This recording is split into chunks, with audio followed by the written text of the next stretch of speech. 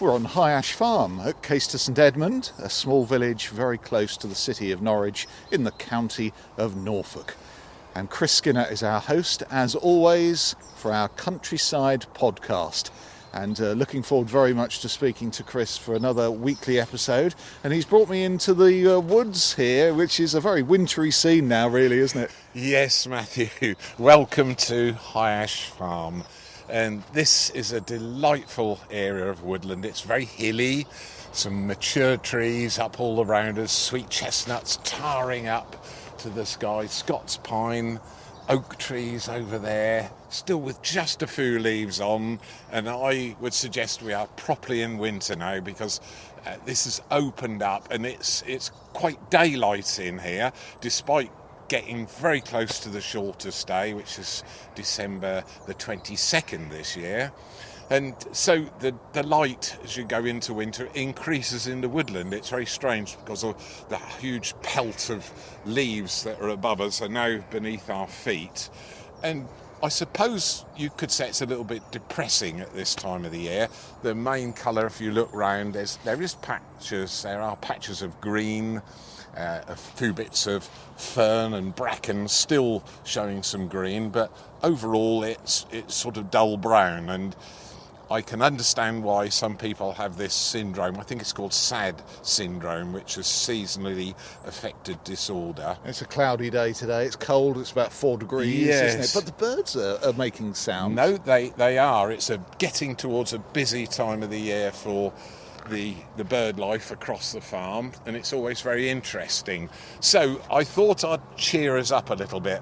I try and live in the present as best I can, but the history of the farm always takes me back a bit, and I'm always looking forwards at the same time, because when you are looking after nature, it's nice to see what's going to happen, what's coming in the pipeline, if you like. So you're looking at me in a strange way, because there's nothing to see, really, but if you know where to look and what to look for, really it just lifts the spirits and gladdens the heart. Look, we don't need to move. I just brought you to any spot of the woodland, and deep layer of leaves here. I'm just going to move them. Look, I hardly need to do anything. Oh, there's lots of shoots coming through. Look at this. Look at this. Green shoots of recovery. Look at that. All around where we are, just scraping. Wherever you scrape, there are dozens of these green shoots about an inch off the ground. Yes, and look. In the centre of that one. Oh, that one's flowering. A tiny patch of white, and these are snowdrops. Look at that. Isn't already that amazing? I'll just go over here as well, just to prove I haven't brought you to any spot. Look at that. Hundreds, in fact thousands of snowdrops. And when we get into the new year, they'll be eagerly anticipated when they come out into their full glory. Yes, yep, the buds are already swollen and there's little white tips on them, and the flowers, they sort of demurely hang downwards, and they have little drops of nectar just on the tips of the petals, which any bees flying around at this time of the year. And you do have pollinating insects at this time of the year, close to the shortest day, so they'll be eagerly sought out by various insects. But it's amazing. So that's one of the questions I often get. How come snowdrops can come into flower and you have to wait in the garden for many of the annuals or biennials to flower in sort of midsummer time? And the answer is, I like to look at the bulbs or the corms of some species as kind of batteries. And what they did last spring and summer in 2023, early on in the year, is to store the energy from the sunlight in their leaves. That's then translocated down into the root structure, all these little bulbs which we can't see because they're quite deep down in the soil. And they then have the energy. Then the leaf litter comes over and helps cover them up, and so there is some warmth. The soil is kind of insulated. So it's like a duvet over the top. Yes, and they'll come up through that. So as we get the wet weather, it compacts the leaves down quite close to the surface, and the snowdrops are then able to come up through. So really, really lovely. And it's kind of heartwarming. So I said it kind of gladdens the heart. And the whole of this woodland is behaving in the same way, and there's a succession of bulbs. There's some wild daffodils here, which I absolutely love. Also, it's a really famous area of woodland for the bluebells, and we open it up once a year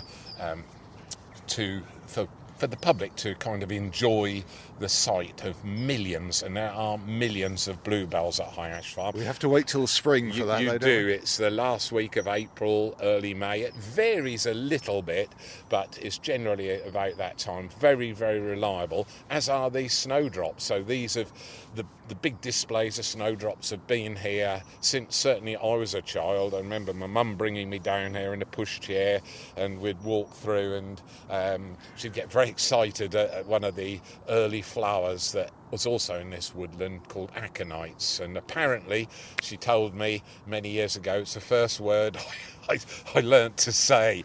In fact, it was aca. So, Aca. yes. So that's that little spot. I'll just cover them back up, and they're about to burst through. There we are. Absolutely beautiful. And if we walk on just a little bit more, we'll just see. It can be anywhere really. We'll just do a few paces, and there's a trace of last year's bluebell display. All the leaves and the stems that held the bluebells up have all died down, and all that is left are little sort of bleached stems. You can actually see them, and that one's about a foot, about 30 centimetres tall, and it's pure white, and it's very, very wet, but it's still there. The leaves have all gone, and I can actually see where that one, the base of that stem went right down into the soil. So all these white stems here were once... The bluebells from last April and early May. And they'll eventually just rot down. They rot down together with the leaves. Remember, so much material comes onto the woodland floor. We just often think of leaves, but when you look round, a whole selection of small sticks. When you get the gales, the autumn gales and the winter gales, brings all sorts of debris down. Occasional fallen trees, a large branch beside us, and a tree down on the side of the hill there. And it all rots back down and gives the soil the energy that all these plants need. So we're on lovely leaf litter here, and that is the sort of foundation for many of our woodland plants. Some of them are quite rare. We have early purple orchids here. So another hands and knees job for me, and I'm just going to do the same thing I did with the snowdrops over there, and just move some of the leaf litter here. And what I'm looking for, you need quite... There's little jumping flies down there. Yes, there is. There are all sorts of soil invertebrates. That's the other thing. All this nutrition is the life food of absolutely myriads of different insects and soil invertebrates as well. It's a kind of living soil. So, look, Matthew, just here, a tiny little bulb with a white shoot on the top. And that is a 1-year-old bluebell from, is the bulb, but it's from 2022. And that was the seed that dropped on the ground. It then germinated, and it's formed its first year bulb, and it's at soil level. Yes, it seems maybe a little bit exposed. Yes, it's just covered up by the leaf litter, but it's got a trick, because this summer it will turn out a little shoot at the top and some roots at the bottom, but the bulb can't be at ground level. It's got to get down in the soil. So the roots got a special trick. They're called contractile roots. So the roots pull the little bulb into the soil year by year. So it'll grow down Yeah. a shoot, and then the shoot will get some sort of purchase and drag the seed roots in. the rootlets, and that drags the bulb down. So it only happens when you've got a bulb. And what I was looking for in this leaf litter is this year's seeds, and I'm just looking for tiny little white shoots. They're like tiny, almost thread-like. So I'm just moving some of the leaf litter here. Here's a bluebell. Oh, there's snowdrops near the top, look. Another little clump of snowdrops there. And I'm just looking for tiny little white threads which will tell me that the bluebell seeds from this year, this last April and May, are just beginning to germinate now. This is a time of the year that they do, and I'm looking for like little grass-like structures. That's a pine needle. I was getting a bit excited then, so I'm just scraping away very carefully because they're hard to see, but in a week or so there'll be millions of them. Here we go. A little filament there. Yeah, tiny filament. There it is. I won't disturb it. It's pure white. Another one just at the side there. And on the bottom of that will be a tiny, shiny black seed. Very reflective. They're amazing. And they're the bluebell seeds that dropped on the ground. Because it's hard to imagine. The bluebells, when they're in flower, the little blue bell bit faces downwards. But as it has been pollinated and ripens, the flower head turns upwards and forms a tiny little cup. Over the summer months that dries as the seeds ripen inside and the cup opens upwards. So when you have the early autumn gales and winds, the bluebell stem that's still there, that pure white stem that we saw a minute ago, shakes about in the wind and the seed is scattered on the woodland floor, and then it germinates at this time of the year, the coldest time of the year. But nature is wonderful. It's all happening in these cold temperatures very slowly, but nevertheless it's very visible. So it's not a dead season, it's No. a season when things are happening but maybe not within sight. Yes, that's right, and that's why I absolutely love it. So, although I said I like to live in the present, once you're aware of what's happening, it kind of gladdens your spirits, and there's nothing quite like nature to do that. You can have all the entertainment on the telly that you want, but there's something kind of fundamental in the human spirit to live with the season cycles, and that's why it's so important to me, and that's why I love sharing it with you. And I know you give me a quizzical look when we're standing in a woodland like this, and there's really nothing to look at, but there is so much to look at, and it's full of promise. And that's why nature renews itself. It's the seasonal cycle which lasts a year, sometimes longer for some of the biennial species. And for these, the snowdrops and the bluebells, they're perennials. They come back year after year after year, which is why I absolutely love them. So am I invited to come and see the bluebells in their full glory in a few months? Of course you can. We'll stand here, and it's just a picture. It's featured in magazines across this country. Country Life has been and done a huge feature on this area of woodland. It's called Foxes Grove, Norwich, Norfolk, and it's a double page spread, and it was just a delight to share that with everybody. So there we are. There's always something to see and to learn about out in the countryside, close to where you live.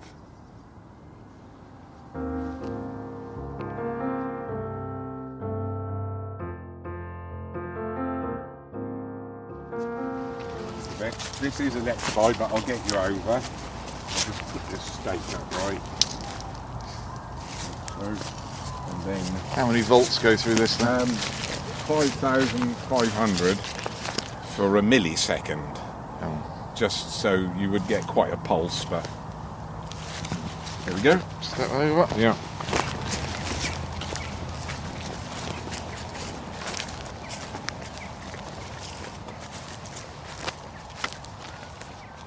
We're out in the open now on this winter's morning, enjoying the delights of High Ash Farm with Chris Skinner.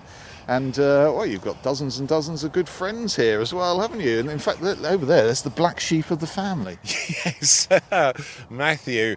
A few years back, I brought you to this spot. It was a bare arable field. It had been growing winter barley and sugar beet, some of the commodities that we used to grow on High Ash Farm, and decided to put this 4-hectare block, it's 10 acres in old money, down to a wildflower field. And it's been hugely successful.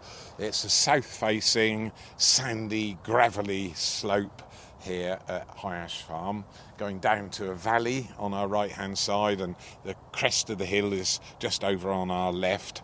And I think there's been something digging here, and it's pure dark yellow sand. It's like builder's sand, isn't It absolutely is. You could put this straight in a bag. It's very, very coarse. If I rub it between my fingers, it feels exactly like sandpaper, and it stained my fingers bright yellow. So it's really difficult arable land to consistently produce crops. So it's gone into a wildflower field. Lots of the walkers who walk past, there's a big permissive walk at the bottom of the valley there, all contributed to buy a bag of the seed mix, and we sowed that, and it's really, really well established now. So there's over 20 native British wildflowers growing here, and some introduced species as well.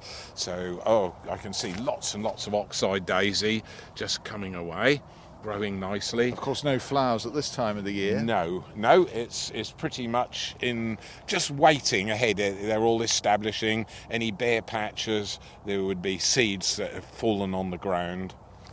Mowed the field in September and removed most of the material. Then, because we had the moisture in late autumn and the warmth as well, it's regrown. And so in front of us are 198 North Country Cheviot sheep. And the farm has always been linked to sheep, right back from when my father first came here in the early 1940s to High Ash Farm. But before that, he was a sheep farmer, but not in this country, in New Zealand. And he had merino sheep, and they were bred specially for their wool. It's still used today. Merino wool is a very fine textured wool. And these North Country Cheviots, they've kind of got Roman noses. They're white-faced sheep, and they do a really important job here at the farm. I give the grazing away for free all over the autumn, right through until these are all ewes in front of us. So where do these come from initially then? They're North Country Cheviots, their native home. Somewhere up north. Is up north. But they overwinter with you? Yes, they do. Yes, but they spend all year here. We've got a new young shepherd this year. He's called Will Pope. He's really, really keen, and this is his personal flock. And he's got a ram or two out there, so some of the ewes you can see with pink on their back, and every fortnight he changes the raddle on the ram. That's the sort of paint pad on the ram's chest, so you can tell which of the ewes are going to lamb at which time. So generally this flock will be lambing about the middle of April. Will they lamb here? No, they won't, because this wildflower field is allowed to carry on. That's a hay field down there, and that one on the other side of the valley is also hay.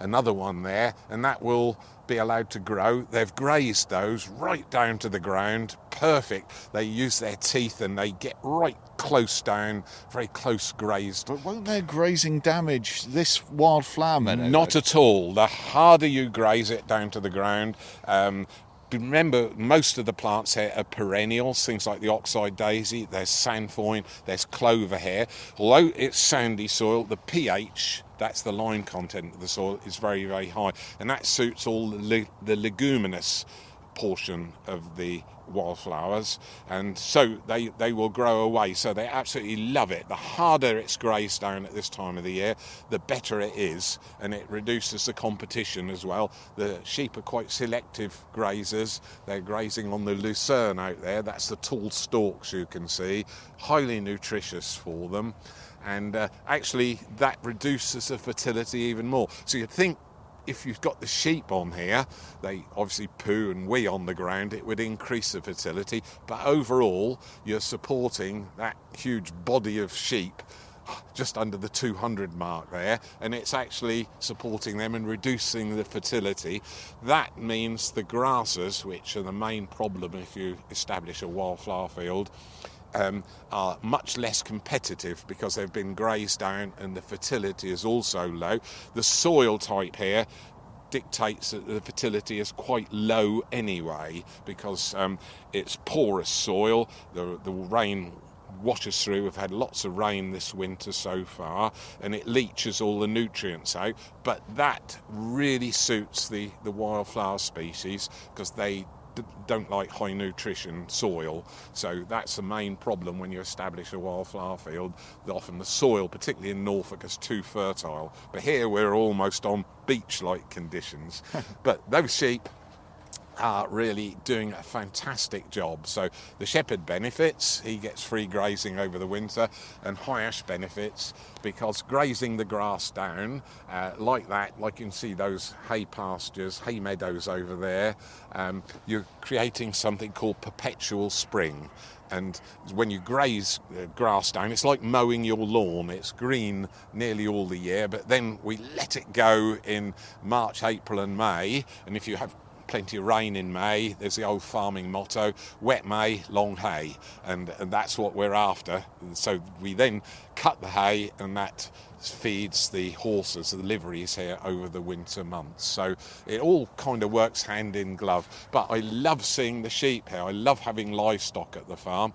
The trouble is, it's changed so much, and many livestock breeders and growers in the county of Norfolk and right across the country are having a bit of a torrid time. To give you an idea, Norfolk itself was incredibly famous for wool manufacturing. I went to school in really quite rough trousers. They were called worsted, and they it was always, for a young boy on your legs, you're wearing your first long trousers, they were a bit sort of spiky. Well, it's character building, though. If you like to call it that. But it's a really hard wearing yarn, and it's made from longer wool. That would be something like the Lincoln Longhorn, Lincoln Longwool breed of sheep, where the actual braids of wool would be up to 14 inches long. This is quite short, soft wool on these North Country Cheviots. So it costs about between £1.30, £1.50 to shear each of these in May when they've given birth to their lambs. And the fleece is only worth about 50 pence. It goes to the Wool Marketing Board. So it's rather uneconomic, and yet it's a complete turnaround because Norfolk was famous for its wool industry. Well, Worstead is a village in Norfolk. Absolutely, and it's the name of that particular braid where you comb down the long wool and you weave it into a particular pattern, and that's called worsted. Very hard wearing indeed, because I used to be on my hands and knees at school an awful lot and playing in the playground, and I never kind of wore the knees out of my trousers. It's a hard wearing material. So there they are. They're all grazing away. They're as good as gold. They're not saying a word, are they? I'd rather we heard them, actually, but there's not many bars. No, there isn't. But I can see a very large round end just over there, and that's one of the rams. And I can see him. He's just walking around checking all his ladies. I think there's 4 or 5 rams here, and they're pretty hufty animals. Yes, and there's 1 or 2 black wool sheep as well of a different breed, but there's well over 25 breeds of sheep, and the Lincoln long wool sheep is now a rare breed sheep, and yet it's what we used to have in Lincoln, and they'd bring the wool down into Norfolk to be spun into those special yarns that made Norfolk famous across the world. So worsted is one of those fabrics that is well known right across the world because of its special weave. But I absolutely love having the sheep here. It kind of makes the farm look like a proper farm. Well, it's marvellous to come to this field, and I'm just a bit upset, though, that you've never acted on my wish for this field, which would be a vineyard. Yes. Because it faces in the right direction. It absolutely does. The soil's right, and there's chalk just underneath us. It would be absolutely perfect. And we could drink the profits, can't we? Well, you'd drink the profits. I'd do all the hard work. I know how this arrangement works, Matthew. Well, it's a very skilled thing, a wine taster, you know. But yes, you're completely right. It would lend itself perfectly, and that takes us back to many of the varieties of sheep which were introduced by the Romans. And I have a very strong feeling that the Romans grew vines here, had a vineyard here at Caistor St Edmunds, the Roman capital of Eastern Britain. We've got to negotiate that electric fence again. Yes. I'll stand on it and you stride over. But I could be cheeky and let it spring back up at the wrong moment. Shocking.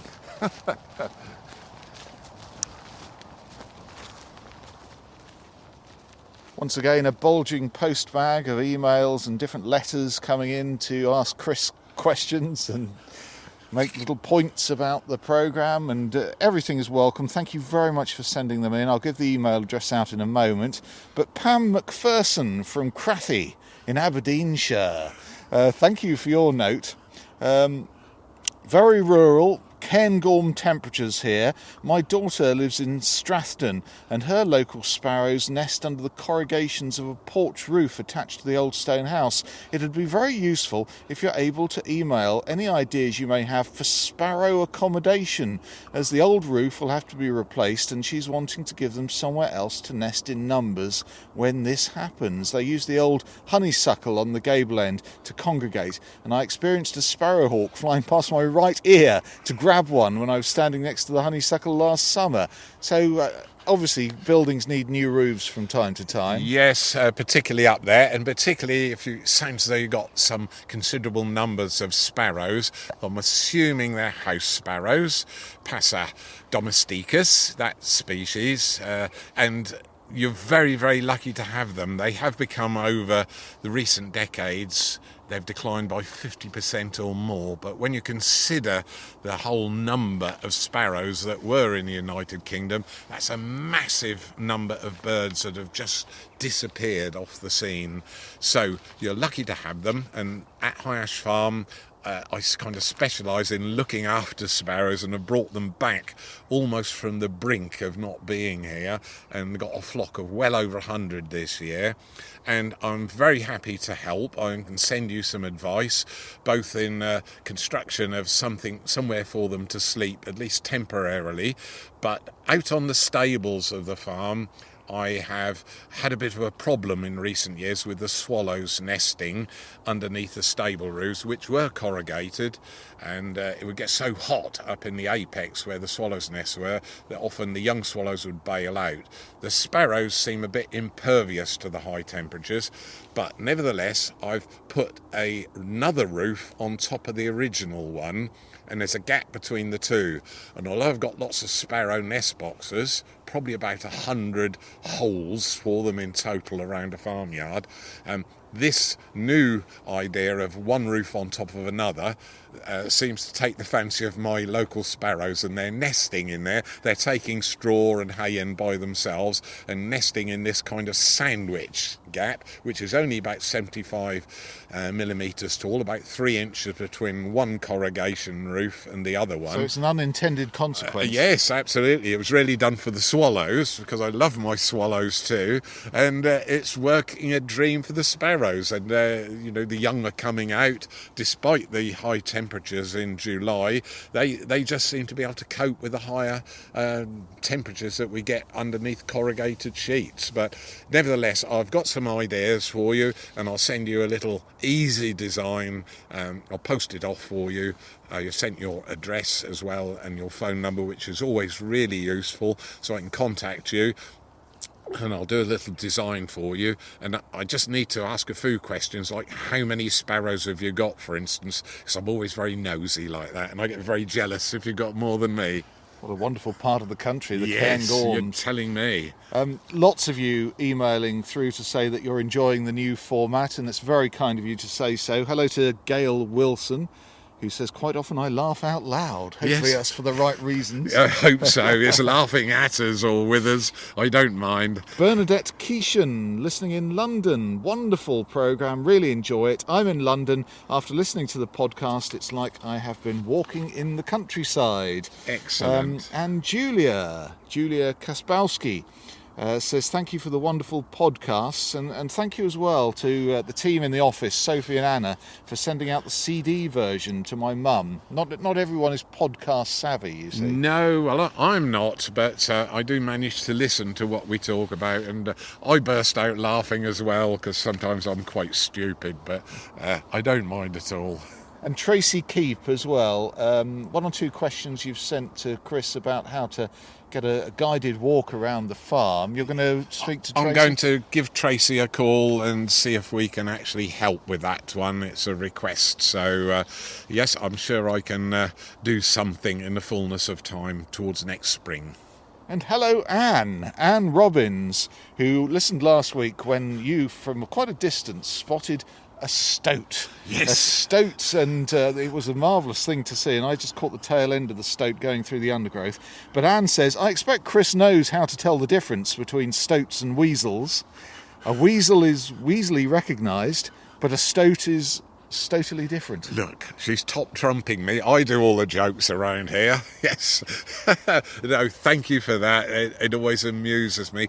And incidentally, they are quite difficult to tell the difference between them all. There's actually 4 sizes. A male stoat is quite large, about 8 to 10 inches long. A female stoat, quite a bit smaller, about 6 to 8 inches long. And a weasel is really tiny, and it's reputed a weasel can actually pass through a wedding ring on a lady's finger. Not with her wearing it, you understand, but tiny, with a very small skull. Mustela nivalis is the weasel, and they're very fast, and the stoat is unusual because it's one of the few mammals, the carnivores in the United Kingdom, that can kill a mammal much larger than itself, like a fully grown rabbit, bite them on the back of the neck. The smell of the stoat seems to stun rabbits completely, and gamekeepers who have seen this happen actually call it a stoated rabbit, where the rabbit just becomes petrified by the smell of the stoat and is actually unable to move. Extraordinary. So thank you for all the information and the comments, and thank you too, we haven't said it, to Sophie and Anna, who put our jigsaw puzzle of podcast together. Thank you, back at the team at Soundyard. No weasel words here. Let's give you the email address, chris@countrysidepodcast.co.uk. And, another episode comes to an end far too quickly, and just as the sun comes out. The sun comes out. And Matthew, you've got an invitation for next week. Our next podcast will go out on December the 24th, which is a Sunday.